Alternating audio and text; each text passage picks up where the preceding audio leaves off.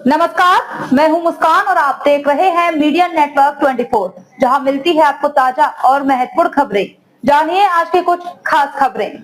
जौहर university पर सियासत और तेज हो गई है। समाजवादी पार्टी छात्र सभा के राष्ट्रीय सचिव ज़ीशान खान ने सरकार पर सीधा हमला बोलते हुए कहा कि अगर यूनिवर्सिटी पर बुलडोजर चला तो सबसे बड़ा नुकसान गरीब और अनाथ बच्चों के भविष्य का होगा। इतना ही नहीं, उन्होंने लाल किला, संसद भवन और कुतुब मीनार तक का जिक्र करते हुए सरकार से तीखे सवाल पूछे हैं। देखिए ये खास रिपोर्ट। रामपुर की मौलाना मोहम्मद अली जौहर यूनिवर्सिटी को लेकर सियासी घमासान लगातार तेज होता जा रहा है। समाजवादी पार्टी छात्र सभा के राष्ट्रीय सचिव ज़ीशान खान ने सरकार के खिलाफ मोर्चा खोल दिया है। आज उन्होंने अपने कार्यालय पर एक प्रेस कॉन्फ्रेंस आयोजित की और कहा कि आजम खान ने अपनी मेहनत और संघर्ष से गरीब, मजलूम और अनाथ बच्चों के लिए शिक्षा का ऐसा मंदिर बनाया जहां से निकलकर बच्चे डीएम, मजिस्ट्रेट और बड़े अधिकारी बनने का सपना देखते हैं।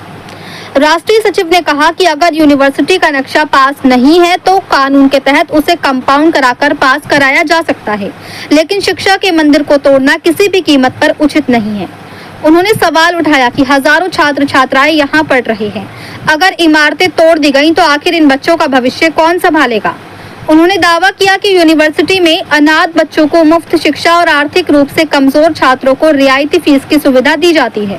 ऐसे में सबसे बड़ा नुकसान उन्हीं गरीब परिवारों का होगा जिनके लिए ये संस्थान उम्मीद की आखिरी किरण बना हुआ है।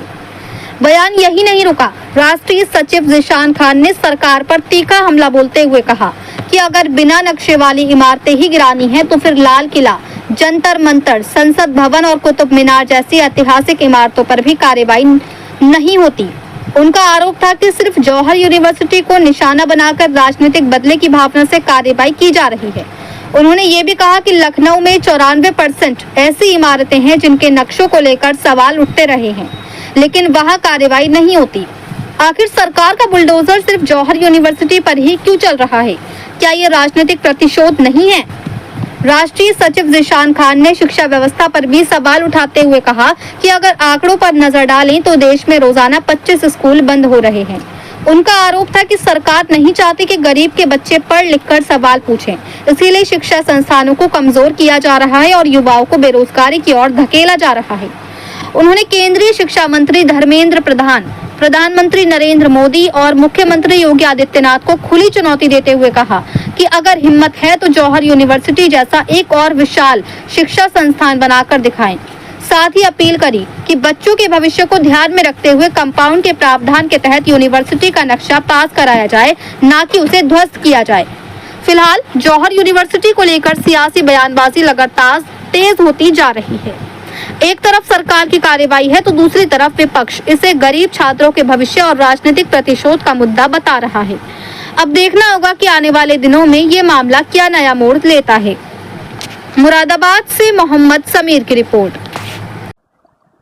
जी, ज़ीशान खान जी पूर्व छात्र नेता है जी। तो जौहर यूनिवर्सिटी को लेकर डीएम साहब के जो आदेश हुए हैं, इमारतें जो गिराई गए, 15 नंबर नौकरी को, क्या कहना चाहेंगे देशवासियों को?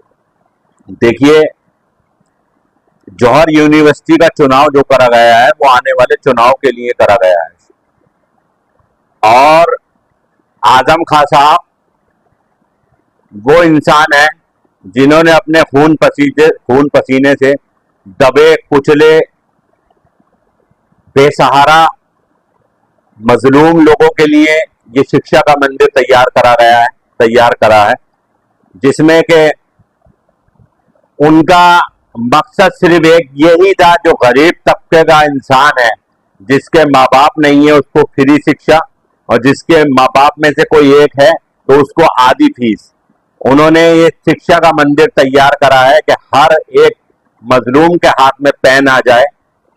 सरकार ये चाहती है कि जैसे कि आपने देखा होगा, आप आंकड़े निकाल के देखिए, रोज 25 स्कूल बंद हो रहे हैं हिंदुस्तान में, रोज 25 स्कूल बंद हो रहे हैं, क्योंकि सरकार बच्चे अगर पढ़ लिख जाएंगे तो सरकार से जवाब करेंगे।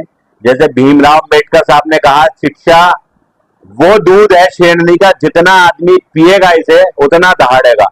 तो सरकार ये चाहती है कि हमारे अशिक्षित लोग रहे, शिक्षा प्राप्त नहीं करें, इसलिए रोज 25 स्कूल बंद हो रहे हैं, इसलिए इस शिक्षा के मंदिर के वो पीछे पड़े हैं।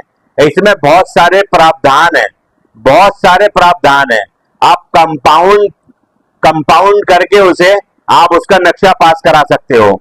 और अभी हाल ही में जो लखनऊ में दुर्घटना हुई थी, तो वहां पे लखनऊ डेवलपमेंट एसोसिएशन ने जो उसका आंकड़ा सामने आया था, इतना चौंका देने वाला आंकड़ा था वो 94% वहां की इमारतें ऐसी हैं लखनऊ की जो बिना नक्शे के पास है, बिना नक्शे के खड़ी है।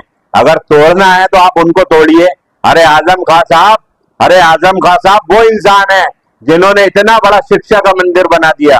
अगर आपके अंदर हिम्मत है तो धर्मेंद्र प्रधान जी से मैं कहना चाहूंगा कि वो इतना बड़ा शिक्षा का मंदिर बना के दिखलाएं। मैं माननीय पीएम नरेंद्र मोदी जी से कहना चाहूंगा कि वो इतना बड़ा शिक्षा का मंदिर बना के दिखलाएं। मैं माननीय मुख्यमंत्री जी योगी आदित्यनाथ जी से कहना चाहूंगा कि आप इतना बड़ा शिक्षा का मंदिर बना के दिखलाइए। अरे अगर आपको इमारतें तोड़नी है तो लाल किले का नक्शा नहीं है, कुतुब मीनार का नक्शा नहीं है, जंतर मंतर का नक्शा नहीं है, पुरानी संसद भवन उसका नक्शा नहीं है। आप पहले अगर तोड़ना है तो उसको तोड़िए। अरे आपका राजनीति मतभेद हो सकता है। अगर आजम खां साहब करप्ट हैं तो 9 साल से वो जेल में है। आप इससे ज्यादा आप नफरत कैसे निकालोगे? आज क्या नाम है, आप यूनिवर्सिटी पे आ गए, आज शिक्षा के मंदिर पे आ गए। अरे वहां पे 3000 बच्चे पढ़ रहे हैं, वहां पे 1000 टीचर हैं, हिंदू मुस्लिम सिख ईसाई आगड़े दबे कुचले सारे लोग वहां पढ़ रहे हैं। आप वो एक इंसान आजम खां साहब ऐसे इंसान वो दबे कुचले का हाथ में पेन देना चाहते हैं, वो दबे कुचले को डीएम बनाना चाहते हैं, वो दबे कुचले को मजिस्ट्रेट बनाना चाहते हैं। अरे आप क्या नाम है, शिक्षा को मंदिर को तोड़ के आपको पता है कितना बड़ा आप पाप करने जा रहे हो, कितना बड़ा पाप करोगे। अरे उन जो वहां बच्चे छोटे बच्चे पढ़ रहे हैं उनके सामने आप इनको तोड़ोगे, उनपे क्या असर पड़ेगा? अरे वो कहां जाएंगे?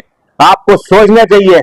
तानाशाही की भी एक हद होती है, इंतहा होती है। हम अपील करते हैं माननीय मुख्यमंत्री उत्तर प्रदेश सरकार, माननीय योगी आदित्यनाथ जी से कम उन बच्चों के फ्यूचर को देखिए, उन बच्चे के भविष्य को देखिए। मैं अपने देश के वजीर आला प्रधानमंत्री नरेंद्र मोदी जी से भी अपील करूंगा कि आप इनको संज्ञान में लीजिए। इतना बड़ा जो शिक्षा का मंदिर है, उन बच्चों को 3-4 हजार बच्चों के बारे में सोचिए और इसके बारे में कंपाउंड प्रावधान है, कंपाउंड से उसका नक्शा पास करवाइए और उस शिक्षा के मंदिर को चलने दीजिए। और वहां पे जो बच्चे शिक्षा प्राप्त कर रहे हैं, आपको तो सरकार को उनकी मदद करनी चाहिए, उनके बारे में सोचना चाहिए। मैं इसी के साथ अपनी बात खत्म करता हूं और मैं सभी से गुजारिश करूंगा कि सभी हिंदू मुस्लिम सिख ईसाई पीसफुल प्रोटेस्ट करें और सरकार के जौहर यूनिवर्सिटी के पास आन के खड़े हो जाइए। अगर ये लोग नहीं मानते हैं तो वहां पे हम बैठिए वहां पे और पीसफुल धरना वहां पे